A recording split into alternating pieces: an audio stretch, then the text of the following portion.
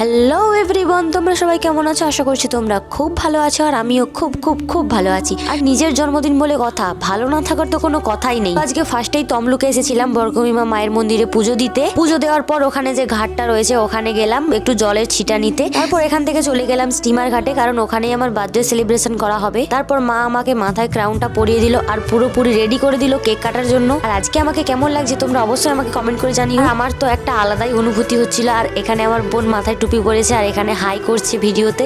তারপর আমার কেকটা এসে গেল আর আমি তো খুবই এক্সাইটেড ছিলাম আমার কেকটা দেখার জন্য। আর আমি তো কেকটা দেখার পর জাস্ট অবাক হয়ে গেলাম, আর যেটা দেখে আমি সত্যিই খুব হ্যাপি হয়েছিলাম, কারণ কেকের উপরে আমার ছবি ছিল। তাছাড়া আমার শরীরটাও খুব একটা ভালো ছিল না, সেই জন্য চোখ মুখের অবস্থাটা খুবই খারাপ ছিল। আর এই স্পেশাল দিনটিতে আমার মা, বোন আর আমার প্রিয় মানুষটি আমার পাশে ছিল, যার জন্য আমার খুব ভালো লাগছিল। আর তারপর আমার স্পেশাল ক্যান্ডেলটা জ্বালানো হলো, স্পার্কেল গুলো জ্বালানো হলো। আর একটা স্পার্কেল তো হুট করে জ্বালাতে খুবই ভয় পেয়ে গেছি। তারপর সেকেন্ডটাও জ্বালানো হলো। আর তারপর যেটা ফাটানো হলো এটা তো আমি এক নামে ডাকি, বাট তোমরা কে কি নামে ডাকো তোমরা অবশ্যই কমেন্ট করে জানিও। বাট ফার্স্টে এটা তো ফাটছিলই না, তারপর ওর মাথার উপরেই সবই পড়ে গেল। আর তারপর যেটুকু ছিল সেটাই আবার আমার মাথার ওপর ছড়ানো হলো। তারপর আমার বোন আবার এক সাইড থেকে স্প্রে ছড়াচ্ছিল। এমনিতেই শীতকাল, তার উপর আবার নদীর পাড়ে বসে এই সেলিব্রেশনটা হচ্ছিল আর খুবই ঠান্ডা লাগছিল। তো বোন এখানে পুরো একেবারে আমাকে সাদা ভূত বানিয়ে দিয়েছে। যাই হোক, খুব মজাই লাগছিল। তারপরেই আসলো আমাদের কেক কাটিং পর্ব। তো ফার্স্টেই কেক কেটে আমি আমার বনুকে খাইয়ে দিলাম, কারণ ও আমার কাছে অনেক স্পেশাল, আমার একটি মাত্র বোন, অনেক আদরের। তারপর ও আমাকে একটু কেক খাওয়ালো, মাকে খাওয়ালাম। তারপরে আমি আর মা মিলে আমার প্রিয় মানুষটিকে কেক খাইয়ে দিলাম আর ও আমাকে একটু কেক খাইয়ে দিল। আর শীতকাল যতই হোক না কেন, জন্মদিন বলে কথা, একটু না ক্রিম লাগালে হয়? সেই জন্য গালে নাকে একটু করে ক্রিম লাগিয়ে দিচ্ছিল আর আমিও ঘুরে ক্রিম লাগিয়ে দিলাম। এই দিনটা সত্যিই আমার কাছে একটা সারপ্রাইজ ছিল। আমি নিজেও জানতাম না যে আজকের দিনে কি হবে কি না হবে। তারপরে দেখলাম আমার বোন কোথা থেকে একটা গিফট নিয়ে চলে এসেছে। এটা আমার কাছে তো আরোই সারপ্রাইজ ছিল, আমি বুঝতেই পারছিলাম না। তারপর আমি একটু বোনের গালে ক্রিম লাগিয়ে দিচ্ছিলাম। তারপর আমরা তিনজনে মিলে একটু আনন্দ করলাম, মজা করলাম, ইয়ার্কি করছিলাম তিনজনে। খুব ভালো লাগছিল মুহূর্তটা। আর তারপর আমার বোন যে গিফটটা দিয়েছে ওটা এবার খোলার পালা। বোনের দেওয়া গিফটটা আমার কাছে পুরোই শকিং ছিল, কোনো আইডিয়া ছিল না যে এর ভেতর কি থাকতে পারে। কিন্তু ধীরে ধীরে যখন ওপেন করছিলাম তখন একটু একটু বুঝতে পারছিলাম। তাছাড়া বক্সের ওপরে লেখা ছিল ম্যাজিক মিরর, মানে জাদুই আয়না। আর ম্যাজিক মিররটা দেখে আমি তো খুবই খুশি হয়েছি। আর স্পেশাল কথা হলো আমার বোনের থেকে গিফট পেয়ে আমি আরও বেশি খুশি হয়েছি, কারণ ওর ছোট মাথায় এত বড় বুদ্ধি থাকে কোথায় জানি না।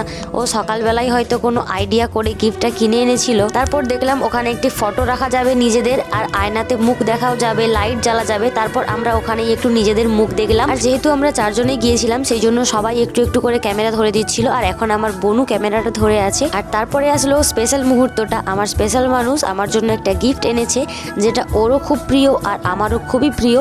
ওটা হলো পায়ের নুপুর। আর ওটা দেখে সত্যিই আমি খুবই হ্যাপি হয়েছিলাম।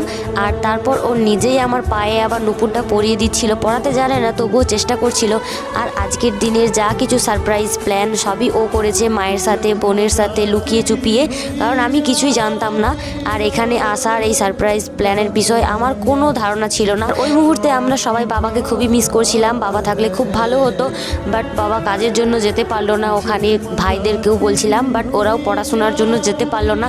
অনেকজন থাকলে খুবই মজা হতো। যেহেতু আমার পায়ে হাত দিয়েছিল সেই জন্য আমি প্রণাম করে নিলাম আর আমাকে আশীর্বাদ করলো। তারপরে আমাকে বললো যে তোমার আর কি চাই বলো। সারাদিনে আমি এতটাই সারপ্রাইজ পেয়েছিলাম যে এরপরে আর চাওয়ার মতো কিছুই ছিল না। তারপর ওখান থেকে চলে গেলাম একটা রেস্টুরেন্টে, তমলুকের দ্য গ্রিন টার্টেল ক্যাফে। আর ওখানে রুফটপের ডেকোরেশনটা খুবই সুন্দর ছিল। আর যেহেতু শীতকাল ছিল তাই জন্য ওখানে বসা গেল না, উপর থেকে কুয়াশা পড়ছিল, ঠান্ডা লেগে যাবে। এমনিতেই শরীরটা খুবই খারাপ ছিল, সেই জন্য আমরা একটুক্ষণ বাইরে ছিলাম। বাট ওখান থেকে আবার চলে গেছি ভেতরে।